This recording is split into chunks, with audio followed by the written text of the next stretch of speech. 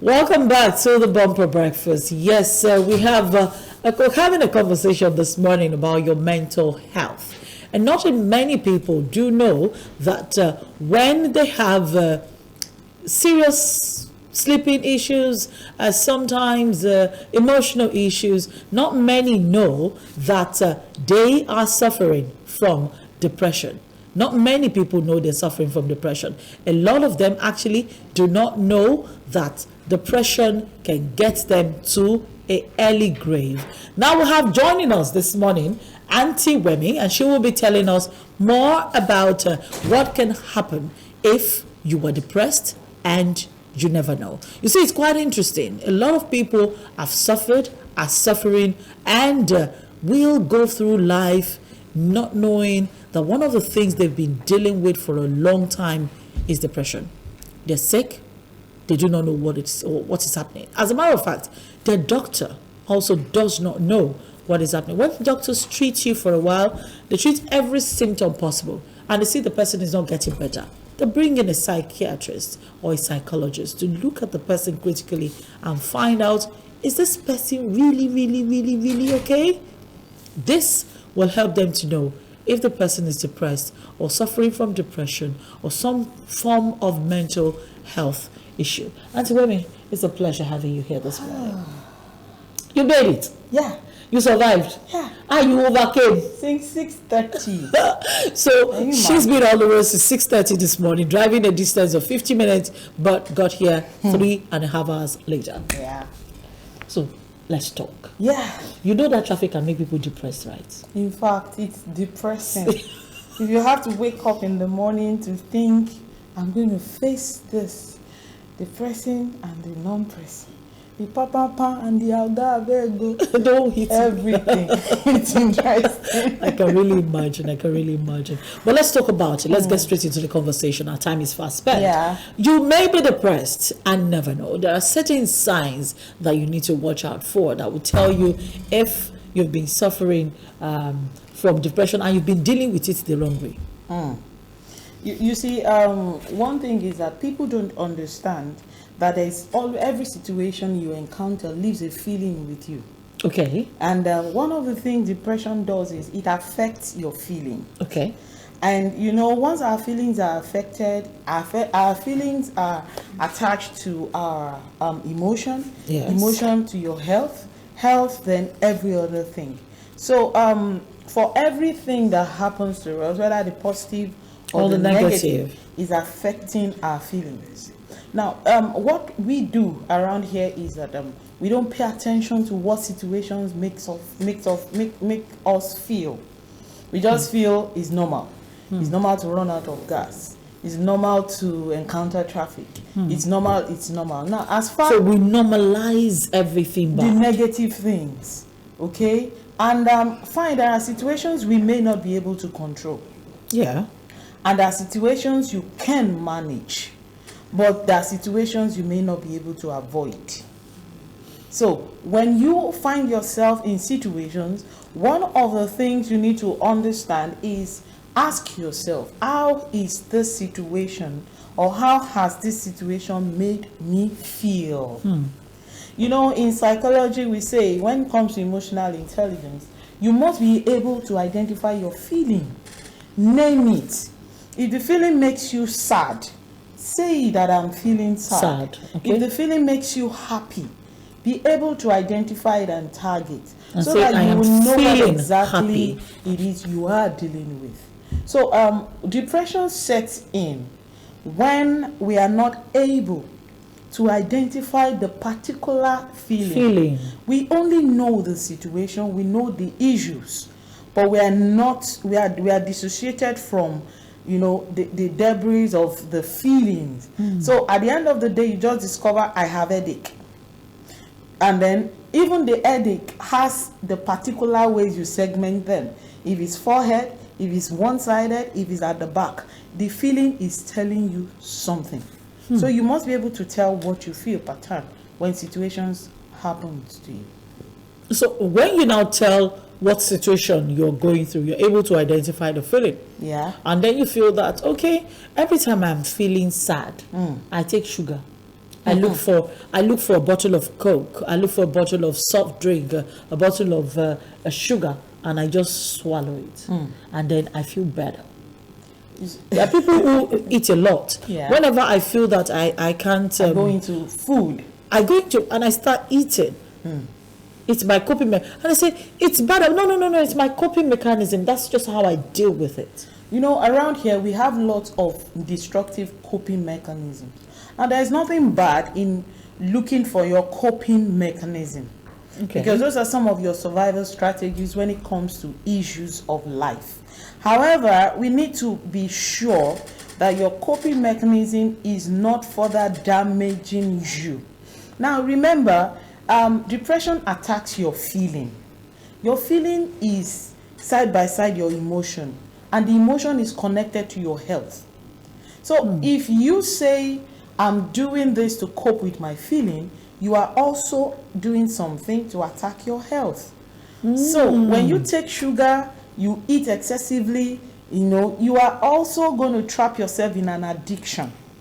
And when it comes to an addiction, it's going to affect everything, because the end result, you may not like the outcome. It may affect the way you look. And around here, we're so particular about what we look like. Okay? It will affect you when people start passing comments. So it's going to, affect and add to the situation itself. And at the end of the day, okay, it's going to affect your esteem. Now, you can see we are having it in thread. So you won't be able to trace what particularly happened that led you to that destructive behavior. So when you are dealing with your situation and you are looking for a coping mechanism, don't do it by yourself, because you are going to be doing what your system craves, not what will solve the situation. Now, let me tell you something. Situations may not be completely solved. These are things we need to tell ourselves. Come to terms with. To terms with it. Some situations may not go away perpetually. Somebody who lost a loved one, will you bring it? Will I bring them back? No. Definitely not. Okay, but you must learn to accept the reality. Have you seen people who lost a loved one and they're quickly, the husband dies and then the person is quick to go marry somebody else? Well, because he wants to replace. No. They say a whole lot of things. They say replace quickly. Okay, so quickly. Exactly. So if somebody lost a child and quickly gets pregnant, okay, there is just this thing that we do about this replace quickly. Somebody loses weight, you're not sure if the person is sick, and then the person starts taking mawu drug, and then before you know what's happening, the person becomes obese because he just wants to tackle losing weight. I'm losing weight. People ask me every day, why am I losing weight? Why am I losing? So he wants to eat. People are recommending all sorts. Take this blood tonic, take this thing, take this, take supplement. So, and the person is jumping all over the place, doing everything to please everyone else. This people-pleasing mentality, society-induced solutions, does it really solve depression? Okay, we started by saying replacement, quick replacement. The truth is, there is nothing, it doesn't work.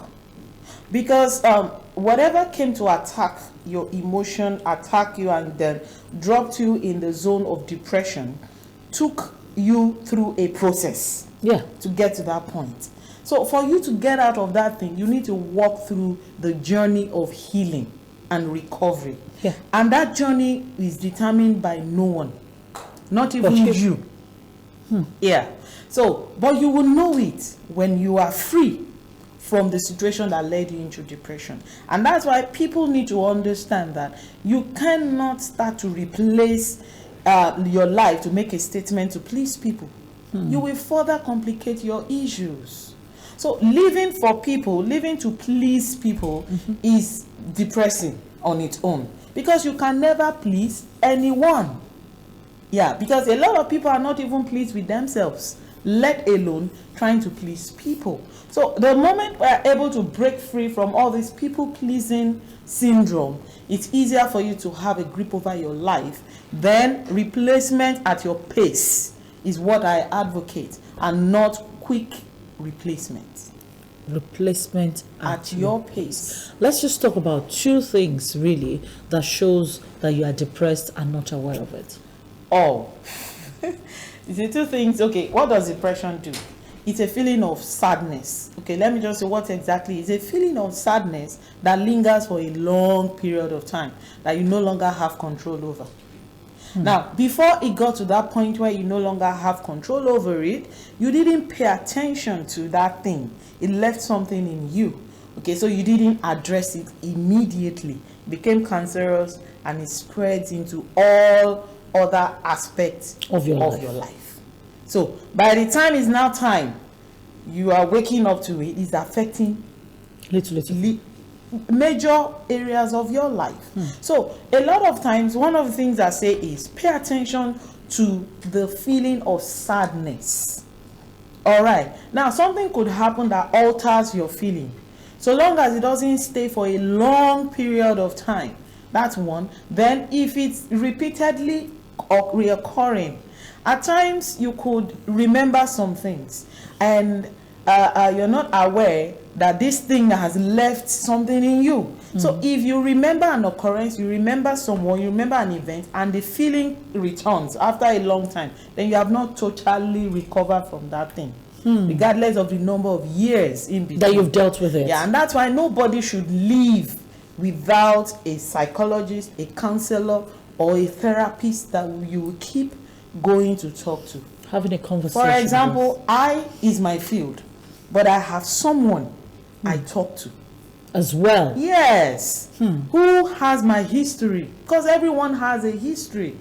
So you cannot deny the fact that you are not carrying something. It's just that we only know how to manage, and we have different understandings, we have different ways of dealing coping with it. Nobody is free from issues. But the moment you allow those things to grab the real essence of you, your joy, your happiness, then it's going to affect every other area. So people you're carrying sadness, you're not aware. Okay, you must be able to separate that unhappiness and sadness. Depression is not the feeling of unhappiness, but it begins with it. So once it gets to that feeling of deep rooted sadness, then you are not okay.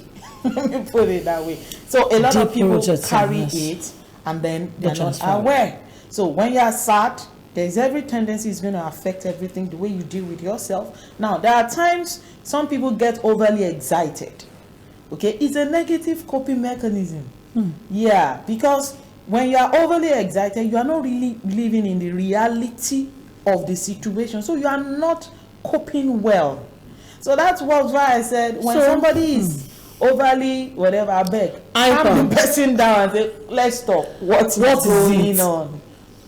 Because some people can actually hide under super excitement. Yeah. Yeah, it's okay to be excited. To be happy. It never really occurred to me that someone could be happy and depressed. Yeah. In our psychology, we carry all the emotion. Okay, you carry the word and the opposite. If you could be happy, then you carry that emotion called sadness. It only needs an event, a situation, an occurrence to trigger the one that would now overpower the actual one. Then it now takes you to identify it and then self-regulate. Now, how do you self-regulate? If you don't identify it, it's okay. Talk to somebody, not everybody. Talk to a professional. This thing happened to me. A professional will ask you, how did this make you feel? We're trying to help you identify that feeling. Some people will say, I'm okay, I'm fine. No, you must be able to say you are not okay. A woman who loses a loved one and says, well, this is life, this is it, everybody, and she or he is the one consoling people, that person is not okay. So don't say, she's a strong person. No, you have to deliberately pay attention and put the person under a close watch. Yeah. We've been talking about mental health and focusing on signs you are depressed and unaware. We'll take this again next week and try to identify some of these issues. And then we'll open up the phone lines and give you the opportunity to ask questions when we come back Wednesday on this particular segment of mental health. Auntie Wemi, always a pleasure. Sorry for all the stress that you're going through. I've been on the road for so long. My name is Oluwatomisi. I'll see you again tomorrow morning on the Bumper Breakfast. Don't forget, Thursdays are dedicated to you, your governance, your participation, and your community. We'll be back tomorrow. Have a great day.